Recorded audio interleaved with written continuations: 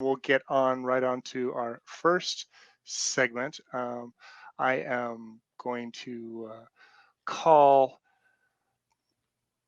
Moony 2.0, Tennessee Training Center. This is Sean Moon. We had talked about him and his buying of property in Texas in an episode not too long ago. And it's not too surprising for me to hear about this, him buying some more. So our first article is coming from Vice by Tess Owens on October 12th, 2021. MAGA gun church that worships with AR-15s has bought a giant mountain property in Tennessee. So with that, the Moonies, they are no stranger to financial transactions of large size, involvement in politics and preaching in the Pentecostal church. Like I said before, we talked about in episode 2027 about Sean and his checks. We have a clip of that episode. I'd like to share that with you right now. He follows and was in favor of our previous president. And in an interview, he had referenced that he is determined to take up arms solely to defeat the political Satanism. And I took that as meaning, defeating the secular world with, Holy Scripture and things like that. And so I wonder how much of that type of language solely has to do with, their faith, or is it just a type of business venture in order to put themselves on a type of political and overarching business pedestal? Yeah, I did notice that that Sean's brother, you said it was Jason? Correct, Justin. Yeah, Justin. He did finance the purchase and the rehabilitation of this 40-acre compound, or somewhat. I believe that was in the article as well. Yeah. So they are definitely kind of an end of days cult. I mean, I'm happy that YouTube booted them for obvious reasons, but no, they are still having sermons weekly on Twitch, and I think there was another platform that he was spouting his rhetoric on. But we have quotes like, "We are in the death of America right now, and that's why, of course, God is allowing this expansion, our expansion." So it's some of the so I don't know. I don't know what to think about these guys. I mean, I gain two different perspectives as it does appear that. Yeah, so not a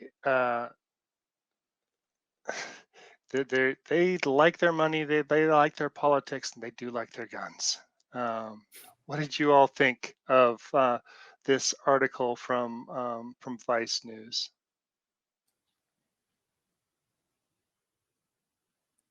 Laura, you're muted, I think. Oh, am I muted? Nope, I was muted during the show, so I didn't make any noises while that was playing. But no, one thing that was really, really clear to me in these articles and in the previous nonprofits episode on other articles is the ties between a religious organization and politics. Like that, I mean, it shouldn't really surprise anybody, but that was the biggest thing that I took away from it is these people aren't just about religion. They're very heavily into pushing a political agenda. And I think Jenna makes some good points on the previous episode, but I really wanted to get more into that because this isn't just about spreading a religious teaching. We're talking guns and buying up property and pushing a lot of really heavy political rhetoric that has absolutely nothing to do with the teachings of the church. Yeah, very little of what they said from what I saw of the article. Very little of it had anything to do with the teachings of the church.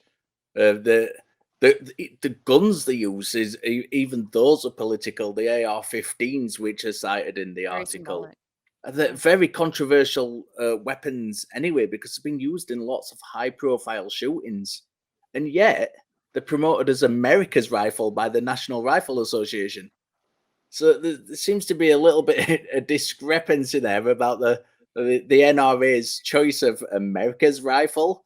If you want to go for the ones that are involved in really controversial acts and shootings and murders, then probably not the best one to go for. Yeah. Mm-hmm. Something in that vein that I sort of took away when I was studying this was, he had this big event. I want to say it was 2 weeks after the Parkland shooting. That was a rifle blessing.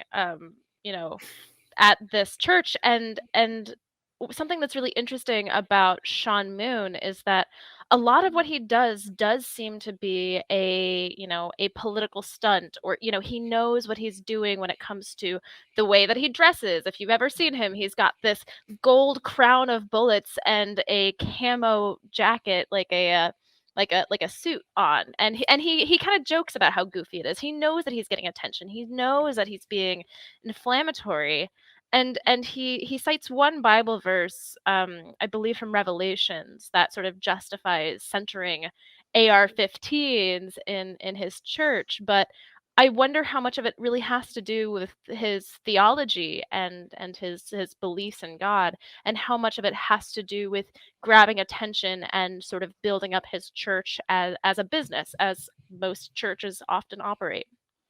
Yeah, there's definitely a large business part of it, and I do see why they would be focused on the "Make America Great Again" crowd as a target audience. Uh, the the Moon family and their churches has been really tied into politics and the Republican Party for quite some time, ever since they brought the church, Unification Church, over from South Korea in the 1970s.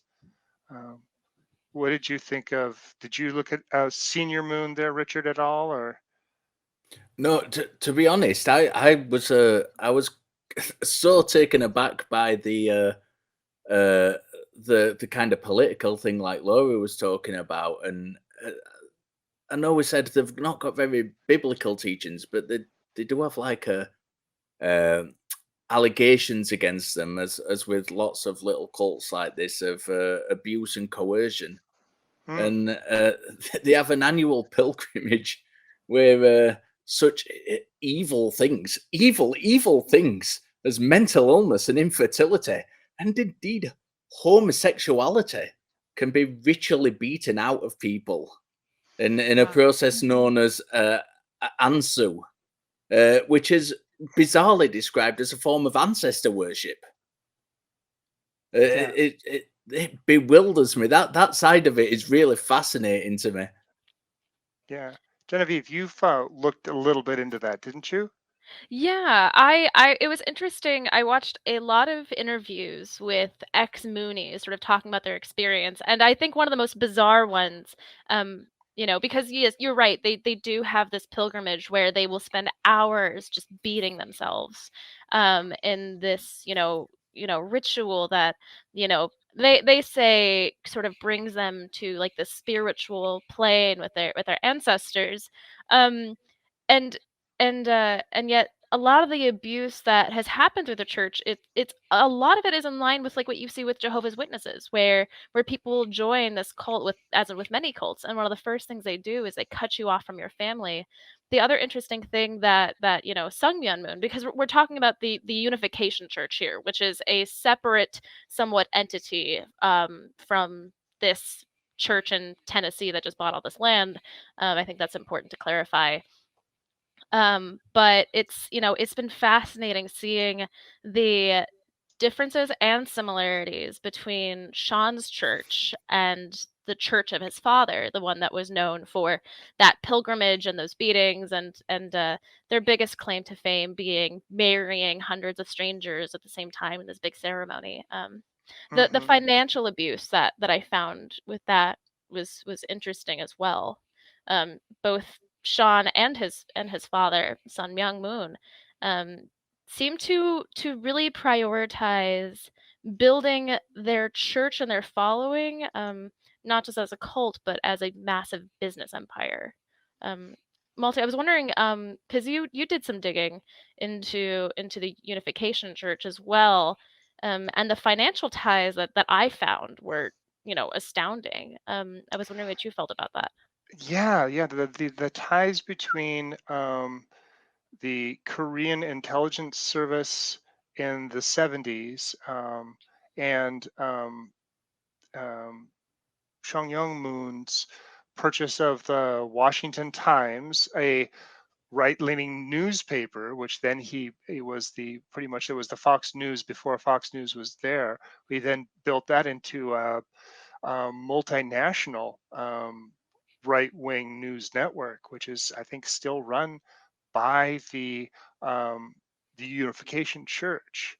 So I can see now Sean has. This is where I think Sean is getting a lot of this money that he wants to. Again, yeah, like you said, follow in his father's footsteps. In he built or bought this Tennessee land because he wants to build. He says a Tennessee version of the resort and place of holy worship in South Korea that his father has, the Heaven and Earth um, Training Center. Which, if you go on Google Maps, people, and take a look at this, go walk around that place. It is huge, and for him to be wanting to do this, I'm a little more leery because when I see pictures of the property that they bought, it looks more like a different kind of training center, let's say. Yeah, that's the thing that got me about it. The gun-toting training ground, storming the Capitol, which they were involved with on January the 6th. They were caught in Make America Great Again figures. Now, if we just turn that on its head a little bit, because that's all American, and they're not terrorists, no sirree, because presumably they're Christians and not Muslims. But if we just turn that around a little bit and look at it from a different perspective, Muslims take guns to worship at their training ground and storm the Capitol. The results would have been an entirely different story. But these are Christians and not Muslims. And Sean Christians was don't at do the anything Capitol. wrong. Yeah, exactly. Yeah, so that actually was something that really, really impacted me. And so I did a lot of research and found nothing, by the way, about whether or not they're on an FBI terrorist watch list. And I used to be able to access that kind of stuff. Like I would through when I was in the military, we had access to that kind of stuff, but I don't anymore. And just on the Google interwebs, unclassified stuff, I couldn't find any publications of the current terrorist watch lists. I would hope that with their and I know that there's a lot of ties between politics and different government entities, so you really never know exactly how deep these guys are in. And I don't want to get too conspiracy theory on that, but one would hope that with their activities and their blatant, obvious gun toting and their rhetoric that they are on the FBI watch list. But that was my first concern is, Richard brings up a good point. If they were of any other religion, especially Muslim, but pretty much any other religion, they would be seen as a threat. But because they're Christians and they have good American values, they're not, at least Well, not outwardly. yeah, I think the Sean's father had ties to the political party and the government. So I don't know how much that would carry on to him and his brother's businesses. But I mean, they haven't had a problem with the law. I mean, they've been in jail and still been able to do quite a good business, at least Senior Moon. Back, there's just so much depth here. Just I can't seem to figure out where to start. Oh yeah, you were talking about the Genevieve. Can you talk a little bit about the Moon and Martyr campaign? Because you had looked into that a little bit, didn't you? Yeah, I did. I mean, there's this, you're right. It's so difficult to figure out where to start in this story because it's so there's so many different facets, and it just weaves in and out of this mainstream far right, politics. But some, like, a little aside that was so interesting that you had mentioned was, so, in 1982, I believe, um, he was charged with conspiracy to file false tax returns, obstruction of justice, and perjury. And that was the same year that he founded the Washington Times. And then in 1984, he was sentenced to 18 months in prison. I believe he served 13. And typically one would assume that your church leader, and it's not just that he's a church leader, they believe that he is the second coming of Christ himself. So you would think him being, imprisoned for all these crimes, would be a horrible, horrible PR campaign. But it turned into this gold mine, because immediately the Unification Church was able to spend millions on advertisements in major newspapers, not highlighting the crimes that he was actually indicted for, and what he was serving time for, but as a figurehead of Christian persecution. And it's amazing all of the different organizations that they got to sort of go along with this. I mean, the National Council of Churches and the Southern Christian Leadership Conference, and I believe even the ACLU signed some of these ads. And so they took this, bad situation, and sort of they took advantage of this threat of Christian persecution that happens with the Christian majority in this country, ironically. And he had support from Jerry Falwell. I mean, and that goes into his ties with the moral majority, and their massive influence on the Republican Party as we know it. Mhm. It's a fascinating story. I would encourage everybody to dive into this, read about it. There's so much that we could cover that I know we won't be able to get to. Right. And Yeah, Lord, when go ahead, Richard, please. Moon Senior was as Genevieve correctly said, considered the second coming of Christ, but he was self-proclaimed. Yeah. It tickled me a little bit.